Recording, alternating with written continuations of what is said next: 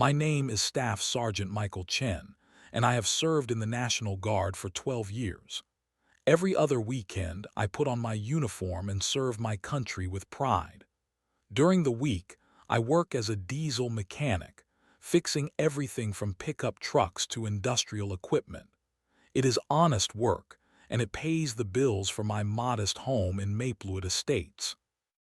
Saturday morning started like any other drill weekend. The sun was just coming up over our quiet suburban neighborhood, painting the sky in soft colors that reminded me why I loved living here. Birds were chirping in the oak trees, and the smell of fresh coffee drifted from kitchen windows as families started their weekend routines. I had parked my tank in the driveway Friday evening, just like I did before every drill weekend. The M1A1 Abrams belonged to our unit, and as the senior mechanic, I was responsible for its maintenance and preparation. The paperwork was all in order: registration, insurance, proper military documentation, everything legal and above board, just like the Army taught me. Most of my neighbors understood. The Johnsons next door always waved and sometimes brought me coffee when they saw me working on equipment. The Martinez family across the street had a son in the Marines, so they knew what military service meant. Even old Mr. Peterson, who complained about everything, had never said a word about my weekend routine. But Karen Thompson was different. Karen lived 3 houses down in the biggest house on the street, and she treated the entire neighborhood like her personal kingdom. She was the self-appointed captain of our homeowners association, armed with a clipboard and an endless supply of violation notices. Karen had opinions about grass height, mailbox colors, and where people parked their cars. She measured hedge heights with a ruler and took photos of trash cans left out too long. As I stepped outside to begin my pre-drill maintenance checklist, I noticed Karen on her morning jog. She ran the same route every day, past every house, taking mental notes of anything that did not meet her standards. But this morning was different. This morning, she stopped dead in her tracks when she saw my tank. I watched her face change from casual observation to shock, then to something that looked like anger. She pulled out her phone and started taking pictures, muttering to herself as she circled the vehicle. Even from 50 feet away, I could see the wheels turning in her head. This was not going to end well. Karen jogged back toward her house, but she kept looking over her shoulder at my tank. I had seen that look before, usually right before someone filed a complaint or started making phone calls. The peaceful morning suddenly felt a lot less peaceful. I went back to my maintenance work, hoping Karen would mind her own business for once. The tank needed a few minor adjustments before the drill, and I wanted everything perfect for my commanding officer. But I could not shake the feeling that Karen Thompson was about to turn my quiet weekend into something much more complicated. The morning sun climbed higher, and somewhere in the distance, I heard the sound of an engine starting. Karen was going somewhere, and I had a sinking feeling it had everything to do with the military vehicle in my driveway. 20 minutes later, Karen came marching across the street like a general leading troops into battle. She carried her clipboard in one hand and a thick folder in the other. Her face was set in the expression of someone who had made up her mind and would not be changing it any time soon. I was under the tank checking hydraulic connections when I heard her voice cut through the morning air like a knife. "Excuse me, you need to move that thing immediately." I slid out from under the tank and stood up, wiping grease from my hands with a shop rag. Karen stood there in her expensive jogging outfit, tapping her foot impatiently as if I had kept her waiting for hours instead of seconds. "Good morning, Karen. Move what exactly?" She pointed at my tank with her pen like she was identifying evidence at a crime scene. "That eyesore, that monstrosity, whatever you want to call it, It does not belong in a residential neighborhood, and I want it gone before noon. I took a deep breath and reminded myself to stay calm. Military training teaches you to keep your emotions in check, especially when dealing with difficult people. Karen, this is my personal vehicle. It is legally parked on my own property, and I have all the proper documentation. Personal vehicle, her voice went up an octave. That is a tank, a military tank. Do you think this is some kind of war zone? It is military equipment that I am authorized to maintain and transport as part of my National Guard duties. Everything is completely legal. Karen opened her folder and started shuffling through papers like a lawyer presenting evidence. According to Homeowners Association rules, Section 4.7, no commercial vehicles or equipment may be parked in residential driveways overnight. Section 8.2 clearly states that all vehicles must maintain neighborhood aesthetic standards. I walked over to my truck and pulled out my own folder from the glove compartment. Karen, here is my vehicle registration. Here is my insurance documentation. Here is my letter of authorization from the National Guard. This tank is properly registered as a military vehicle under my name, and I have every legal right to park it on my own property. She barely glanced at the papers before waving them away.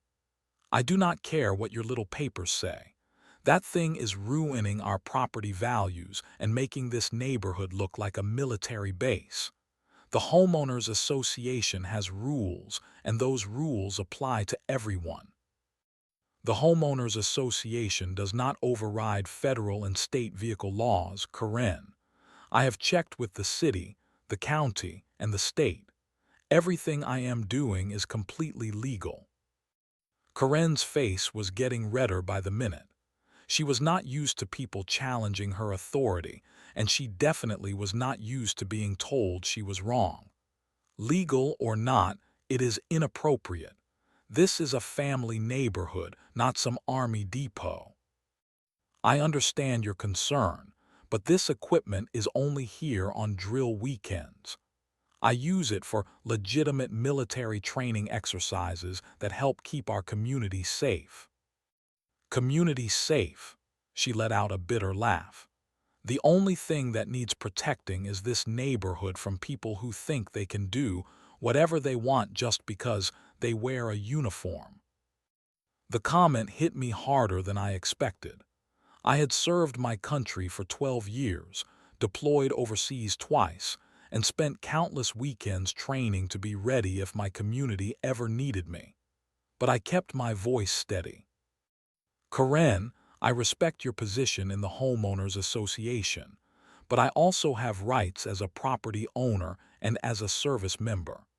This tank will be here until Sunday evening, just like it has been every other drill weekend for the past 2 years. She slammed her folder shut and pointed her pen at me like a weapon. This is far from over. I am calling the City Code Enforcement Office. I am calling the police. I am calling everyone I need to call until that thing is removed from our neighborhood. You are welcome to call whoever you want. They will tell you exactly what I just told you. Karen turned and stomped back toward her house, but she stopped halfway across the street and turned around. If you think you can intimidate me with that war machine, you are sadly mistaken. I will have it removed one way or another. I watched her disappear into her house, already pulling out her cell phone before the door closed behind her. The peaceful morning was officially over, and I had a feeling this was just the beginning of a very long weekend. Over the next few days, Karen Thompson launched what could only be described as a full-scale warfare campaign against me and my tank. It started Monday morning with a formal complaint filed with the Homeowners Association. By Monday afternoon, she had called the City Code Enforcement Office. Tuesday brought visits from a code enforcement officer and 2 different police officers, all of whom confirmed that I was completely within my legal rights. But Karen was just getting started. Wednesday morning, I found a certified letter in my mailbox. Karen had hired a lawyer to send me an official cease and desist notice, demanding that I remove the unauthorized military equipment from the neighborhood. The letter was full of legal language that sounded impressive but meant absolutely nothing, since I was not violating any actual laws. Thursday brought the social media campaign. Karen posted photos of my tank on every neighborhood Facebook group, Nextdoor forum, and community message board she could find. Her captions were designed to create maximum outrage. Military weapons in our family neighborhood. Is this what we want our children to see? Dangerous equipment parked next to our homes. I started getting phone calls from neighbors I barely knew, asking if it was true that I was storing weapons in my driveway. The Martinez family stopped by to make sure I was okay after reading Karen's posts. Even the mailman asked me about the situation when he delivered my mail. By Friday, Karen had convinced 3 other homeowners to sign a petition demanding my tank be removed. She stood on street corners with her clipboard, stopping joggers and dog walkers to collect signatures. She knocked on doors, spreading her message like some kind of concerned citizen crusader fighting against military occupation of suburbia. The most frustrating part was watching reasonable people get swept up in her manufactured outrage. She had a gift for making her obsession sound like legitimate community concern. She talked about property values and children's safety and neighborhood character. She never mentioned that my tank was only there 2 days a month, or that I had every legal right to park it there. Friday evening, my phone started ringing with increasingly aggressive voicemails from Karen herself. The first one was relatively polite, asking me to reconsider my position for the good of the community. By the third message, she was demanding I remove the tank immediately or face serious consequences. The final voicemail, left at almost midnight, was barely coherent rambling about military intimidation and neighborhood warfare. Saturday morning brought a hand-delivered letter slipped under my front door. Karen had typed up a formal ultimatum giving me 24 hours to remove the tank, or she would take matters into her own hands. She had copied the letter to the Homeowners Association Board, the mayor's office, and our local congressman. I called my commanding officer to give him a heads up about the situation. Captain Rodriguez laughed when I told him about Karen's campaign, but he also offered to provide additional documentation if needed. Some people do not understand that military service comes with certain responsibilities, he said. Just keep doing everything by the book and let the lawyers worry about the rest. But I was starting to worry that Karen might do something more dramatic than filing complaints and writing letters. Her messages were getting more unhinged, and her threats were becoming more specific. She had moved past trying to use official channels and was talking about taking direct action. Sunday afternoon, I watched from my kitchen window as Karen stood in her driveway, talking on her phone and gesturing angrily at my house. She was no longer just upset about the tank. She had become obsessed with it, like it represented everything she could not control in her perfectly ordered world. That evening, as I prepared for the upcoming drill weekend, I could not shake the feeling that Karen Thompson was planning something. Her escalation campaign had failed to achieve the results she wanted, and people like Karen do not just give up and go home. They double down. They get creative. They find new ways to get what they want. I made sure all my documentation was in order and my equipment was properly secured. Whatever Karen was planning, I would be ready for it. But I had no idea just how far she was willing to go to prove her point. The first sign that Karen had moved beyond complaints and threats came Wednesday evening, when my neighbor Mrs. Johnson mentioned seeing a tow truck driver walking around my driveway while I was at work. He had spent several minutes examining my tank, taking measurements and photos. When Mrs. Johnson asked what he was doing, he mumbled something about an estimate and left quickly. I knew immediately what was happening. Karen had decided to skip the legal process entirely and solve her problem through direct action. She was going to have my tank towed. Thursday morning, I made some phone calls to local towing companies, just to see what I could learn. The conversation with the first company was short and to the point. "You want to tow a what?" The dispatcher sounded like he thought I was joking. "A military tank, M1A1 Abrams, about 68 tons. "Sir, we do not tow military equipment. That is federal government property. You need to contact the military if you have a problem with a tank." The second company had a similar response, but they also mentioned that someone had already called them about towing a tank from Maplewood Estates. They had refused the job immediately and recommended the caller contact proper military authorities. The third company I called had a very different reaction. They asked detailed questions about location, access, and payment. When I mentioned I was the owner checking on my own vehicle, they suddenly became very evasive and ended the call quickly. I had found Karen's accomplice. Friday afternoon, I decided to do some detective work. I drove past the third towing company, a small operation called Eddie's Recovery Service that specialized in repossessions and difficult removals. Their yard was full of damaged cars and heavy equipment. Their tow trucks looked like they had seen better days, but they were big enough to handle serious weight.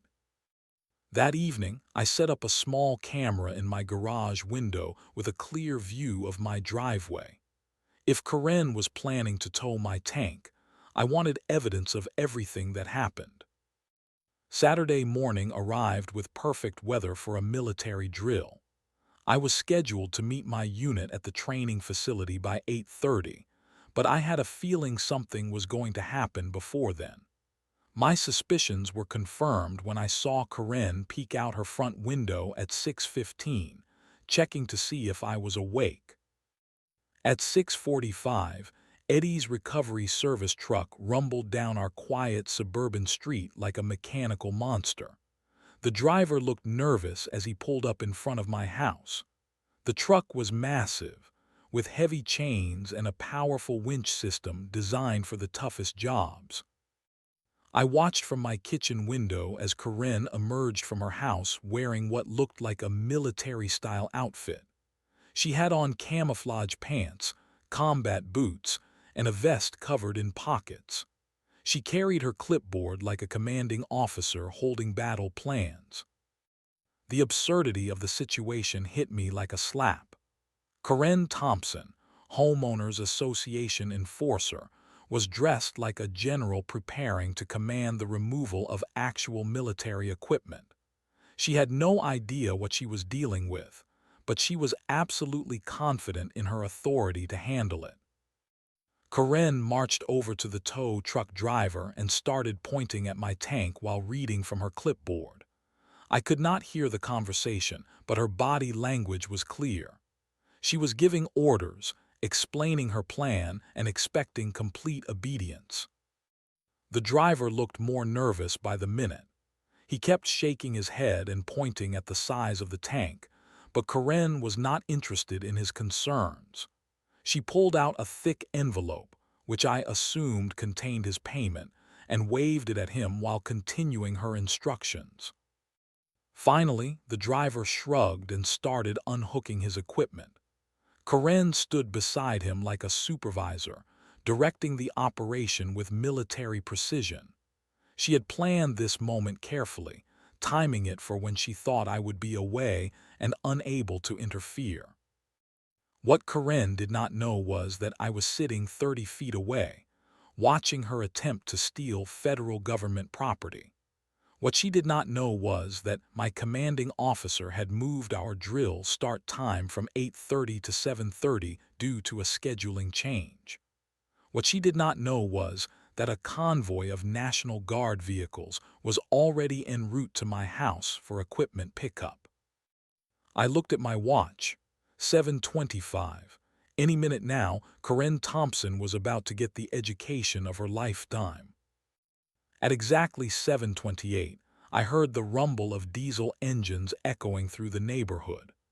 Karen and the tow truck driver were still struggling with the logistics of hooking chains to a 68-ton tank when the first Humvee turned the corner onto our street. I watched Karen freeze like a deer in headlights as she saw the military convoy approaching.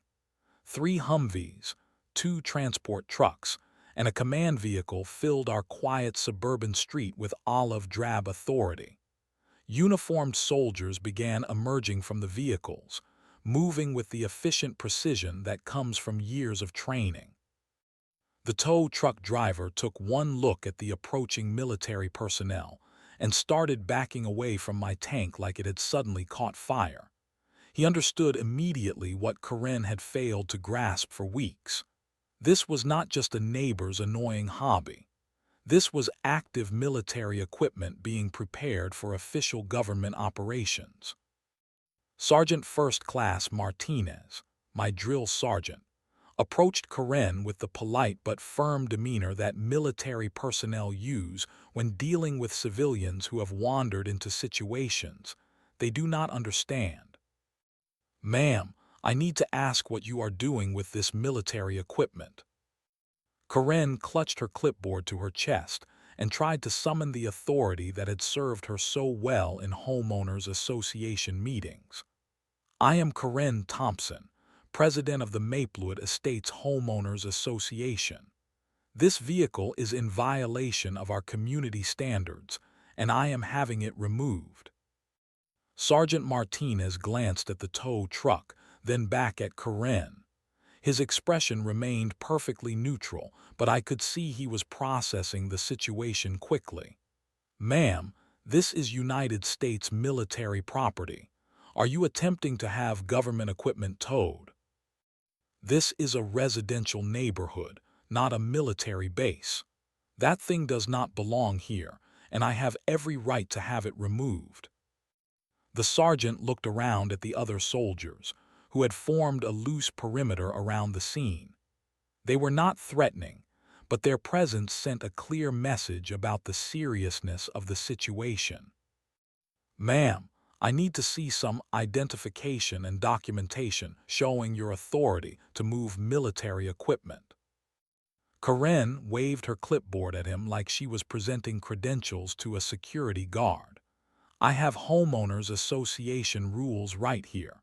Section 4.7 clearly states—" "Ma'am," Sergeant Martinez interrupted gently but firmly, "homeowners association rules do not apply to federal military property. This equipment is here under official authorization for a scheduled training exercise." That was when Captain Rodriguez arrived. My commanding officer stepped out of the command vehicle and surveyed the scene with the calm authority of someone who had dealt with much more serious situations than neighborhood disputes.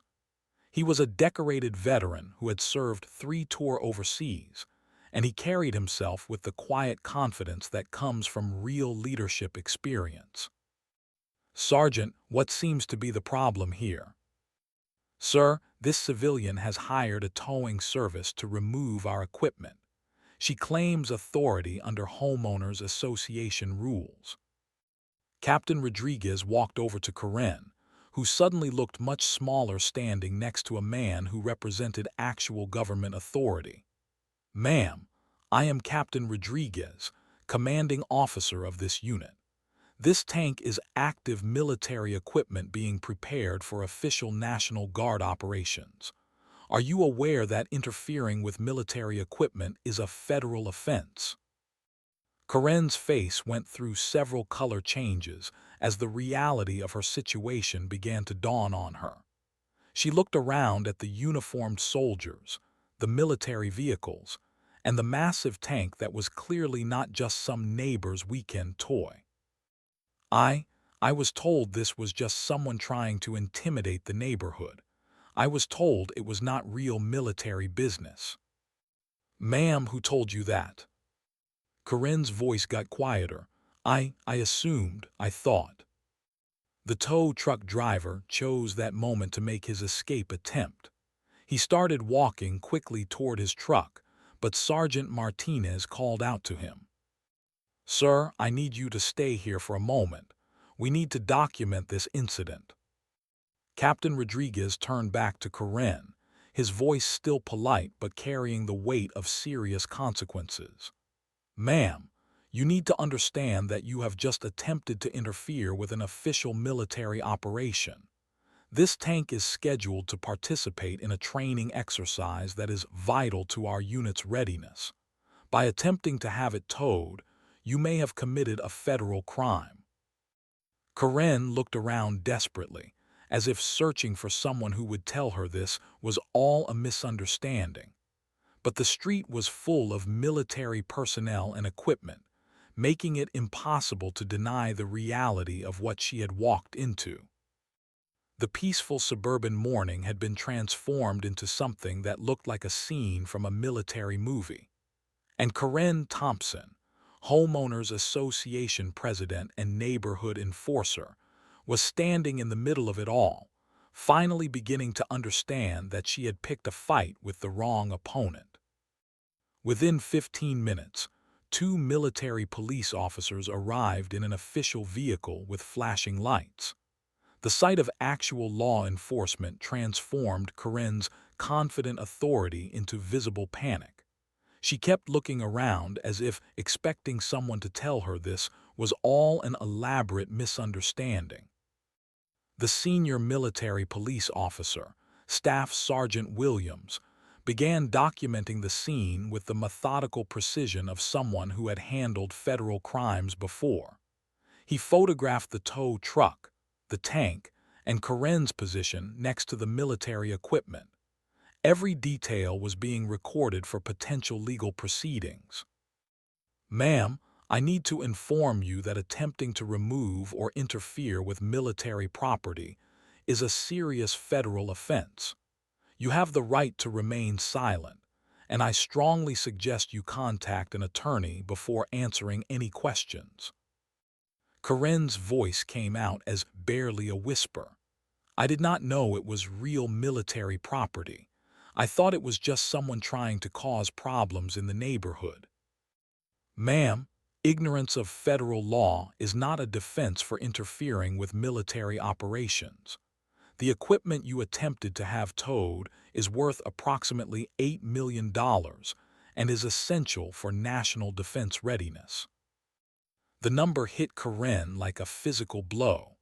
$8 million. She had been trying to tow $8 million worth of government property because it annoyed her during her morning jog. Staff Sergeant Williams turned to the tow truck driver, who looked like he wanted to disappear into the pavement.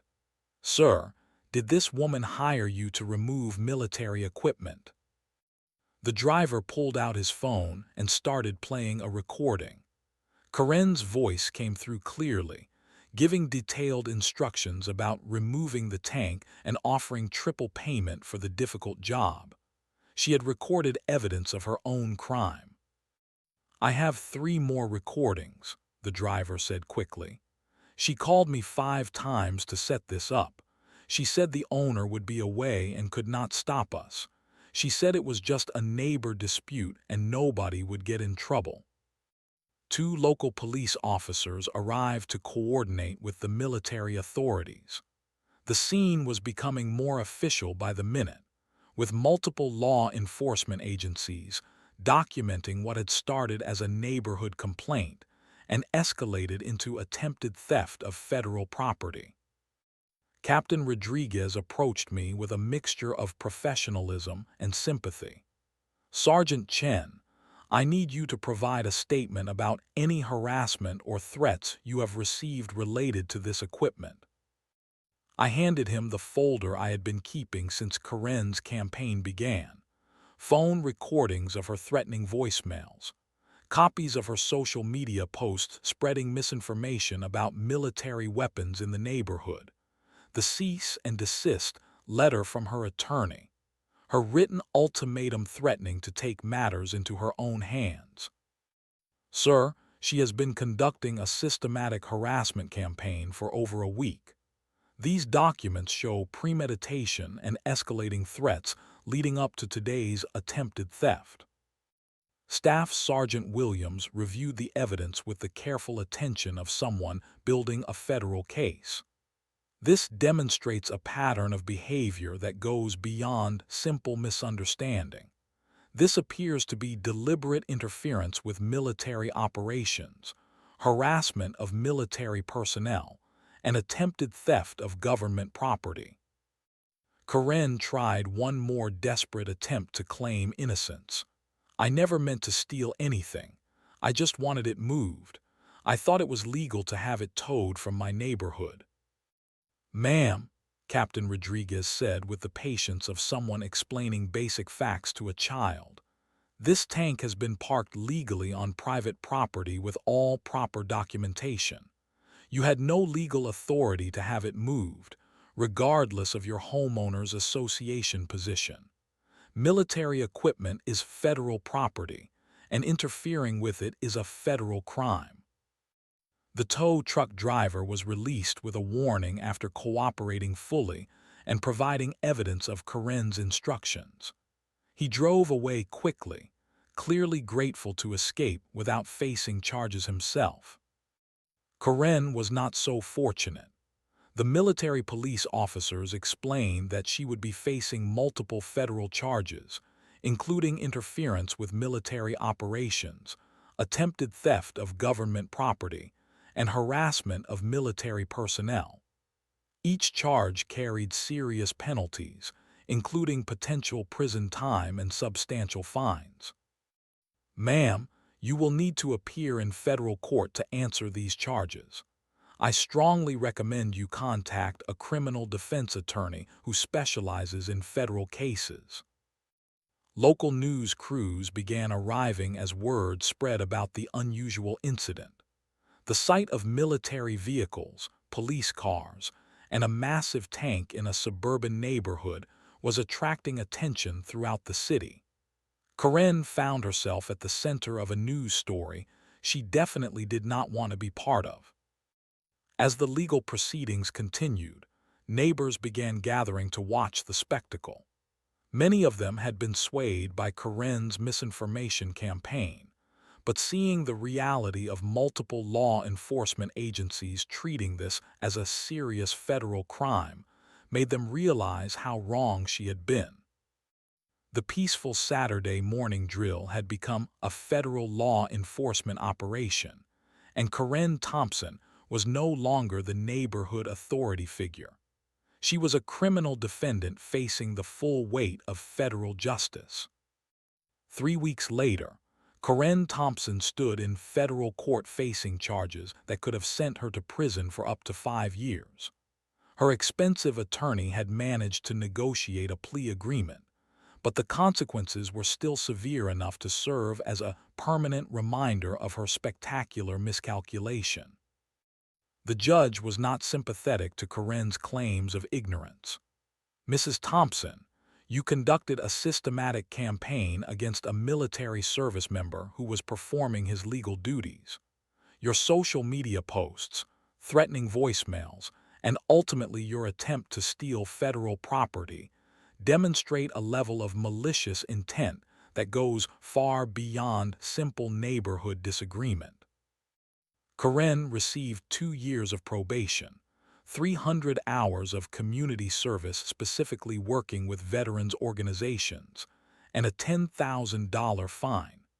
She was also required to make a formal public apology to me and to attend classes on military service and federal law. But the legal consequences were only part of Karen's downfall.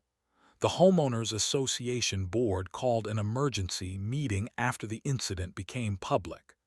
Karen was removed from her position as president and banned from holding any HOA office in the future. Several board members resigned in embarrassment over their association with her campaign.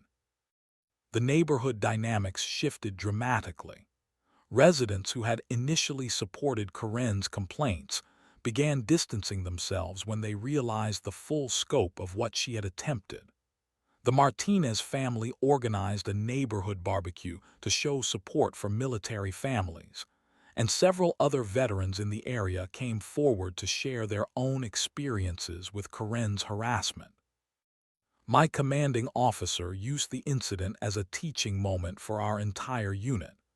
This situation demonstrates why we maintain detailed documentation and follow proper procedures, Captain Rodriguez told us during our next drill. Sergeant Chen handled this exactly right. He stayed calm, remained professional, and let the legal system work. The Army awarded me a commendation for my professional handling of civilian interference with military operations. But more importantly, the incident strengthened the relationship between our National Guard unit and the local community. We began participating in community events and offering educational programs about military service. Karen's social media posts became evidence in her legal case, but they also served as a cautionary tale about the dangers of spreading misinformation. Her dramatic claims about military weapons and neighborhood safety were exposed as completely false, destroying her credibility on any future community issues. The towing company that Karen hired faced its own consequences. Eddie's Recovery Service lost their city contracts after investigators discovered they had attempted to tow federal property without proper authorization. The owner was forced to attend federal court hearings and explain why his company had agreed to participate in Karen's scheme. 6 months after the incident, I received a formal letter from the Department of Defense thanking me for my service and recognizing my professional handling of civilian interference. The letter noted that military personnel face unique challenges when serving in civilian communities, and my response had set a positive example for others. Karen moved out of the neighborhood 8 months later. The combination of legal fees, fines, and social isolation had made her life in Maplewood Estates impossible. Her house sold quickly to a young couple with military connections who specifically appreciated living in a community that supported service members. The tank still comes home with me every drill weekend, but now it often draws curious children and respectful adults who want to learn about military service. Mrs. Johnson brings me coffee when she sees me working on maintenance. The Martinez family stops by to chat about their son's Marine training. Even Mr. Peterson has started waving when he sees me in uniform. The incident taught the entire community valuable lessons about the difference between legitimate authority and manufactured power. Karen had convinced herself that her homeowners association position gave her the right to control everyone around her, but she learned that real authority comes from law, not just rules written by neighbors. Most importantly, the story became a reminder that military service deserves respect, not harassment.